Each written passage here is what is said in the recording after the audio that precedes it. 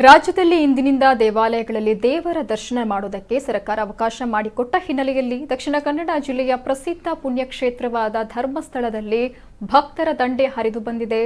Corona ಹಿನ್ನೆಲೆಯಲ್ಲಿ ಗೈಡ್ಲೈನ್ಗಳನ್ನು ಪಾಲನೆ ಮಾಡಿಕೊಂಡು ದೇವರ ದರ್ಶನ ಮಾಡುವುದಕ್ಕೆ ಆಡಳಿತ ಮಂಡಳಿ ಅವಕಾಶ ಮಾಡಿಕೊಟ್ಟಿತ್ತು. ನೇತ್ರಾವತಿ ನದಿಯಲ್ಲಿ ಮಿಂದು ಭಕ್ತರು ಸರತಿ ಸಾಲಿನಲ್ಲಿ ನಿಂತು ದೇವರ ದರ್ಶನ ಪಡಿತಾ ಇರುವ ದೃಶ್ಯ ಕಂಡುಬಂತು.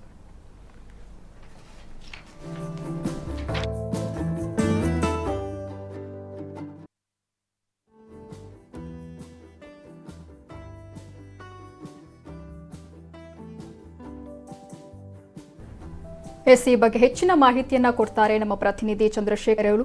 ನಮಸ್ಕಾರ ಸರ್. ನಮಸ್ಕಾರ. ಖಂಡಿತವಾಗ್ಲೂ ರಕ್ಷಿತಾ, ಏಪ್ರಿಲ್ 24ರಂದು ಎಲ್ಲಾ ದೇವಸ್ಥಾನಗಳಲ್ಲಿ ಪ್ರಾರ್ಥನಾಲಯಗಳಲ್ಲಿ ಮತ್ತೆ ಕೊರೋನಾ ಲಾಕ್ಡೌನ್ ಅನ್ನ ಜಾರಿಗೊಳಿಸಲಾಗಿತ್ತು. ಅಂದ್ರೆ ಏಪ್ರಿಲ್ 24ರಂದು, ಜುಲೈ 5ರಂದು ಅಂದ್ರೆ ಇವತ್ತು ಮತ್ತೆ ತೆರೆಯಲಿಕ್ಕೆ ಸರ್ಕಾರ ಅವಕಾಶ ನೀಡಿದೆ. ಸರಿಸುಮಾರು 2.5 ತಿಂಗಳ ಸಮೀಪದಷ್ಟು ಹೊತ್ತು ಈ ಅವಧಿಯಲ್ಲಿ ಯಾರಿಗೂ ಪ್ರವೇಶಕ್ಕೆ ಅವಕಾಶ ಇರಲಿಲ್ಲ. ಹೀಗಾಗಿ 2 ತಿಂಗಳ ಕಾಲ ಮನೆಯಲ್ಲೇ ಪೂಜೆ ಮಾಡಿದ ಭಕ್ತರು ಇವತ್ತು ಮರಳಿ ದೇವಸ್ಥಾನಕ್ಕೆ ಆಗಮಿಸುತ್ತಿದ್ದಾರೆ. ನಿನ್ನೆ ಎಲ್ಲಾ ದೇವಸ್ಥಾನಗಳಲ್ಲಿ ಅಂದ್ರೆ ದಕ್ಷಿಣ ಕನ್ನಡ ಜಿಲ್ಲೆಯಲ್ಲಿ ಪ್ರಮುಖವಾಗಿ ದೇವಾಲಯಗಳ ನಾಡು ಎಂದು ಕೂಡ ನಾವು ಕರೀತಿದ್ದೇವೆ. ಎಲ್ಲಾ ದೇವಾಲಯಗಳಲ್ಲಿ ನಿನ್ನೆ ಎಲ್ಲಾ ಸ್ವಚ್ಛತಾ ಕಾರ್ಯಗಳನ್ನ ನಡೆಸಿ ಬರುವ ಭಕ್ತರಿಗೆ ಯಾವ ರೀತಿ ಮಾರ್ಗದರ್ಶನ ಮಾಡಬೇಕು, ದೇವರ ದರ್ಶನಕ್ಕೆ ಯಾವ ರೀತಿ ವ್ಯವಸ್ಥೆ ಮಾಡಬೇಕು ಅಂತ ಹೇಳಿ ಎಲ್ಲಾ ಮುನ್ಸೂಚನೆಗಳನ್ನ ಕಾರ್ಯಕರ್ತರು ಪಡೆದುಕೊಂಡಿದ್ರು. ಹೀಗಾಗಿ ಎಲ್ಲವೂ ಸಿದ್ಧತೆ ನಡೆದಿತ್ತು. ಹೀಗಾಗಿ ಅತ್ಯಂತ ರಶ್ ಅಂತ ಹೇಳಿಕೆ ಸಾಧ್ಯ ಇಲ್ಲ, ಆದ್ರೂ ಭಕ್ತರು ಸರದಿ ಸಾಲಿನಲ್ಲಿ ಬಂದು ದೇವರ ದರ್ಶನವನ್ನ ಪಡೀತಾ ಇದ್ದಾರೆ. ಇನ್ನು ಜಾತ್ರೆ, ಉತ್ಸವ, ವಿಶೇಷ ಪೂಜೆ, ಪ್ರಾರ್ಥನೆ, ಅನ್ನದಾಸೋಹ, ತೀರ್ಥ ಪ್ರಸಾದ, ಪೂಜೆ ಇವುಗಳಿಗೆ ಯಾವುದಕ್ಕೂ ಅವಕಾಶ ಇಲ್ಲ. ಹೀಗಾಗಿ ಹೆಚ್ಚಿನ ಸಂಖ್ಯೆಯಲ್ಲಿ ಭಕ್ತರು ಬರುವುದು ಸ್ವಲ್ಪ ಕಡಿಮೆ. ಅಂದ್ರೆ ಮನಸ್ಸಿನ ನೆಮ್ಮದಿಗಾಗಿ ದೇವಸ್ಥಾನಕ್ಕೆ ಬಂದ್ರೆ ತಮಗೇನೋ ಸ್ವಲ್ಪ ಸಮಾಧಾನ ಸಿಗ್ತದೆ, ಸ್ವಲ್ಪ ದೇವರ ದರ್ಶನ ಆಗ್ತದೆ ಅಂತೇಳಿ ಬರುವವರು ತುಂಬಾ ಜನ ಇರ್ತಾರೆ. ಹೀಗಾಗಿ ದೇವಸ್ಥಾನಕ್ಕೆ ಬರ್ತಾ ಇದ್ದಾರೆ. ಆದ್ರೆ ನಾವು ಮುಖ್ಯವಾಗಿ ಇಲ್ಲಿ ಒಂದು ಸರ್ಕಾರ ನೀಡಿದ ಗೈಡ್ಲೈನ್ಸ್ ಏನಿದೆ, ಸಾಮಾಜಿಕ ಅಂತರ ಕಾಪಾಡಿಕೊಳ್ಳೋದಿರ್ಬೋದು ಅಥವಾ ಮಾಸ್ಕ್ ಧರಿಸುವುದಿರ್ಬೋದು, ಇದನ್ನ ಆದ್ಯತೆ ನೆಲೆಯಲ್ಲಿ ಮಾಡಲೇಬೇಕಾಗ್ತದೆ. ಯಾಕಂದ್ರೆ ದೇವಸ್ಥಾನಗಳಲ್ಲಿ ಹೆಚ್ಚಿನ ಜನಸಂದಣಿ ಬಂದಾಗ ಅಲ್ಲಿ ತನ್ನಿಂತಾನಾಗೆ ಸಾಮಾಜಿಕ ಅಂತರ ಮರೆಯಾಗ್ತದೆ, ಮಾಸ್ಕ್ ಕೂಡ ಕೆಲವರಲ್ಲಿ ಇರುವುದಿಲ್ಲ.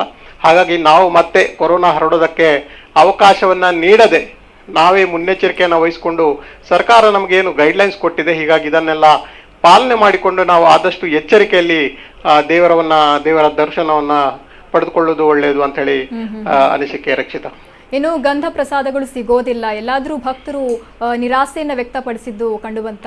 ಖಂಡಿತ ಅಲ್ಲ. ಈಗ 2.5 ತಿಂಗಳಿನಿಂದ ದೇವರ ದರ್ಶನ ಇಲ್ಲದೆ ಏನೋ ಸ್ವಲ್ಪ ಮನನೊಂದು ಮನೆಯಲ್ಲಿದ್ದರು. ಇವರಿಗೆ ಒಂದು ದೇವಸ್ಥಾನದ ಒಂದು ಪ್ರಶಾಂತ ವಾತಾವರಣಕ್ಕೆ ಬಂದು ಅಲ್ಲಿ ದೇವರ ಒಂದು ದರ್ಶನವನ್ನು ಮಾಡಿದರಷ್ಟೇ ಅವರಿಗೆ ಏನೋ ಒಂದು ಧನ್ಯತಾ ಭಾವ ಸಿಗ್ತದೆ. ತಮ್ಮ ನೋವುಗಳನ್ನ ದೇವರಲ್ಲಿ ಹೇಳಿಕೊಳ್ಳೋದ್ರಿಂದ ಅವರ ಮನಸ್ಸಿನ ಕಷ್ಟ ದೂರ ಆಗ್ತದೆ ಅನ್ನೋ ಒಂದು ಭಾವನೆ ಇರ್ತದೆ. ಈ ಸಂದರ್ಭದಲ್ಲಿ ಅವರು ದೇವಸ್ಥಾನಕ್ಕೆ ಒಂದು ಪ್ರಾರ್ಥನೆಯನ್ನ ಮಾಡಿಕೊಂಡು ಹೋಗ್ತಾರೆ. ಹೀಗಾಗಿ ಯಾರು ಕೂಡ ನಮ್ಗೆ ಪೂಜೆ ಮಾಡಿಕೊಡಿ, ನಮ್ಗೆ ವಿಶೇಷ ಪ್ರಾರ್ಥನೆ ಮಾಡಿ ತೀರ್ಥ ಪ್ರಸಾದ ಕೊಡಿ ಅನ್ನೋ ಆಗ್ರಹ ಮಾಡುವಂತಿಲ್ಲ. ಹೀಗಾಗಿ ಎಲ್ಲರೂ ಪ್ರಾರ್ಥನೆಯನ್ನೇ ಮಾಡಿ ಹೋಗ್ತಾ ಇದ್ದಾರೆ. ಮುಖ್ಯವಾಗಿ ನಮ್ಮ ಕುಕ್ಕೆ ಸುಬ್ರಹ್ಮಣ್ಯ, ಕಟೀಲ್ ಇರ್ಬೋದು ಅಥವಾ ಕುದ್ರೋಳಿ ದೇವಸ್ಥಾನ ಇರ್ಬೋದು, ಕಟೀಲು ದೇವಸ್ಥಾನ ಇರ್ಬೋದು, ಕದ್ರಿ ಶ್ರೀ ಮಂಜುನಾಥನ ದೇವಸ್ಥಾನ ಇರ್ಬೋದು, ಇಲ್ಲಿ ಎಲ್ಲಾ ಕಡೆಗಳಲ್ಲಿ ಭಕ್ತರು ಬೆಳಗಿನಿಂದಲೇ ಆಗಮಿಸುತ್ತಿದ್ದಾರೆ. ಹೀಗಾಗಿ ಎಲ್ಲೂ ಕೂಡ ಒಂದು ಯಾವುದೇ ಒಂದು ವಾಗ್ವಾದ ಅಥವಾ ನಮಗೆ ಪ್ರಸಾದ ಕೊಡಿ ಅನ್ನೋ ಒಂದು ಒತ್ತಾಯ ಮಾಡಿದ್ದಾರೆ ಅನ್ನೋ ಯಾವುದೇ ದೂರುಗಳಾಗ್ಲಿಕ್ಕೆ ಕೇಳಿ ಬಂದಿಲ್ಲ. ಹೀಗಾಗಿ ಭಕ್ತರು ದೇವರ ದರ್ಶನವನ್ನು ಪಡೆದರೆ ಸಾಕು ಅನ್ನೋ ಅಷ್ಟು ಒಂದು ಈ ಭಾವನೆ ಇಟ್ಟುಕೊಂಡು ಈಗ ದೇವಸ್ಥಾನಕ್ಕೆ ಬರ್ತಾ ಇದ್ದಾರೆ. ರಕ್ಷಿತಾ, ಧನ್ಯವಾದಗಳು ಚಂದ್ರಶೇಖರ್ ಅವರೇ. ಇಂದಿನಿಂದ ರಾಜ್ಯದ ಎಲ್ಲಾ ದೇವಾಲಯಗಳು ಕೂಡ ಓಪನ್ ಆಗುತ್ತೆ, ಆದರೆ ಕೇವಲ ದೇವರ ದರ್ಶನಕ್ಕೆ ಮಾತ್ರ ಅವಕಾಶವನ್ನ ನೀಡಲಾಗಿದೆ. ಯಾವುದೇ ರೀತಿಯ ಗಂಧ ಪ್ರಸಾದಗಳು ಸಿಗೋದಿಲ್ಲ. ಹೀಗಾಗಿ ಭಕ್ತರ ಆಗಮನಕ್ಕೆ ಸಕಲ ಸಿದ್ಧತೆಯನ್ನ ಆಡಳಿತ ಮಂಡಳಿ ಮಾಡಿಕೊಂಡಿದೆ.